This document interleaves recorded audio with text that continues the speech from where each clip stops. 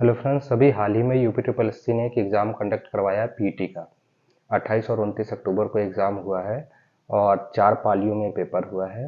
कहने को जो ये एग्ज़ाम है, इसका जो लेवल है वो 12th लेवल का इसका स्तर रहेगा। लेकिन आयोग ने इसमें जिस तरीके के क्वेश्चन पूछे हुए हैं, अगर उन क्वेश्चंस को कोई परीक्षार्थी पहली बार देने जा रहा है, पहली बार अटेम्प्ट कर रहा है इस पेपर को, तो उसका विश्वास उठ जाएगा कि क्या पढ़ा जाए क्या नहीं पढ़ा जाए। मसलन एक एग्जांपल मैं आपको देता हूँ। इसमें क्वेश्चन पूछा गया था कि गांधी जी ने कब से लंगोट पहनना चालू कर दिया।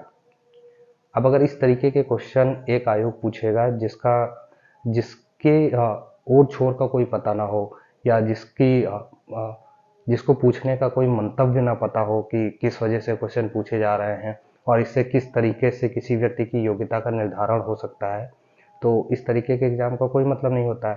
हालांकि ये एक स्क्रीनिंग एग्ज़ाम था और 100 मार्क्स का एग्ज़ाम था। इसमें इस बार ये तीसरी बार एग्ज़ाम हो रहा है और जितने भी परीक्षार्थी हैं वो काफ़ी परेशान हो रहे हैं कि उनका काफ़ी कम स्कोर आ रहा है।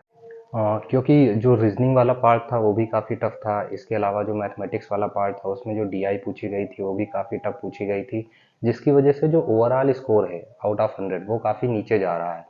लेकिन इस टाइप के जो भी स्क्रीनिंग एग्ज़ाम होते हैं, या जो भी यूपी ट्रिपल एस ने जो पीटी एग्ज़ाम कंडक्ट करवाया हुआ है, इसमें जो रिजल्ट आता है वो परसेंटाइल बेसिस में आता है। जैसे आउट ऑफ 100 आपका स्कोर हो सकता है 50 मार्क्स हो या 60 मार्क्स हो, लेकिन जब उसको परसेंटाइल में कन्वर्ट किया जाएगा तो यही परसेंटाइल ऊपर हो जाएगा। इसको इस तरीके से समझते हैं कि जैसे लगभग 100 लोगों ने एग्ज़ाम दिए। उस 100 लोगों ने जो एग्ज़ाम दिए हुए हैं उसमें अगर किसी के हाईएस्ट मार्क्स गए हैं आउट ऑफ 100 90, तो उस 90 वाले को 100 परसेंटाइल माना जाएगा। अब किसी के अगर मार्क्स 89 आए हैं या 87 आए हैं तो उसी के रेशियो में उसके परसेंटाइल को डिवाइड कर दिया जाएगा।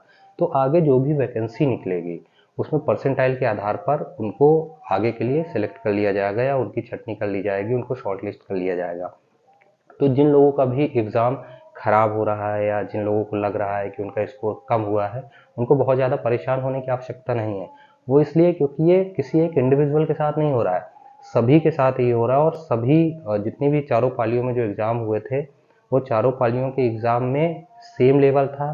किसी का 19 किसी का 20 हो सकता है, लेकिन इसी टाइप के जो क्वेश्चन आए हुए थे जिनका कोई भी ओल छोर का पता नहीं था, ज़बरदस्ती कहीं से भी उठा करके पूछ लिया गया, जो आप अगर बुक में ढूंढने भी जाएंगे तो आपको शायद नहीं मिलेंगे। और जो एग्ज़ाम के लिहाज से इम्पोर्टेंट नहीं वो पूछे गए। करंट में ऐसे क्वेश्चन पूछे जा रहे थे जैसे कि आप इंडिया और यूपी लेवल का एग्ज़ाम ना दे करके आपको लंदन का एग्ज़ाम देना हो या न्यूयॉर्क का एग्ज़ाम देना हो, जिसकी अ, ऐसे पेपर से किसी व्यक्ति की योग्यता का निर्धारण नहीं किया जा सकता है। अब अगर आयोग अपने में आ जाए कि हमको किसी को 100 में 0 नंबर ही लाने देना है या किसी को एक भी नंबर नहीं लाने देना, तो आप कुछ भी पूछ सकते हैं। आप ये भी पूछ सकते हैं कि जो गांधी जी धोती पहनते थे उनका उसका वेट कितना था, मंडे को जो पहनी थी उसका वेट कितना था, संडे को जो पहनी थी उसका वेट कितना था। तो ये इस टाइप के क्वेश्चन है जिसका कोई भी सही तरीके से निर्धारण नहीं हो सकता है और कोई भी जो अभ्यर्थी है वो इस तरीके की चीज़ों को नहीं पढ़ता है। हालांकि अगर स्कोर कम भी आ रहा है किसी का तो उसमें बहुत ज़्यादा परेशान होने की आवश्यकता नहीं है, क्योंकि जो शॉर्ट लिस्टिंग होगी वो शॉर्ट लिस्टिंग जो होगी वो उसी बेस पर होगी कि किस तरीके से किसने परसेंटाइल को अपना अचीव किया हुआ है। आशा करता हूँ कि आप सभी लोगों को परसेंटेज, परसेंटाइल और स्कोर में डिफरेंस पता चल गया होगा कि किस तरीके से आयोग जब शॉर्ट लिस्टिंग करेगा तो परसेंटाइल के बेसिस पर करेगा। सभी का एग्जाम उसी तरीके से गया हुआ है, तो परेशान होने की आवश्यकता नहीं है। हाँ, आगे के लिए प्रिपरेशन जो करनी है वो इस तरीके से करनी है कि हमें इस टाइप के क्वेश्चंस के लिए भी तैयार रहना है। इसके लिए ये किया जा सकता है कि कुछ बुक्स ऐसी आती हैं जिसमें बहुत सारे क्वेश्चंस होते हैं, 8 या 9 हज़ार क्वेश्चंस होते हैं। आप समय निकाल करके साल 1.5 साल के अंदर में किसी तरीके से उन सारे क्वेश्चंस को पढ़ जाइए। तो ये होगा कि कहीं ना कहीं हम उन क्वेश्चंस को, हमें एक बार तो हमारी नज़रों के सामने आ ही जाएंगे, जिससे हो सकता है भविष्य में हम चीज़ें अच्छा स्कोर कर सके और अच्छी तरीके से एग्ज़ाम को अटेम्प्ट कर सके। बाकी आयोग के द्वारा जिस तरीके से क्वेश्चन पूछे जा रहे हैं उसका तो भगवान ही मालिक है, आयोग कुछ भी पूछ सकता है। और अगर आयोग चाहे कि हम किसी को 100 में 10 मार्क्स भी नहीं लाने देंगे तो आयोग उसके लिए स्वतंत्र है। धन्यवाद।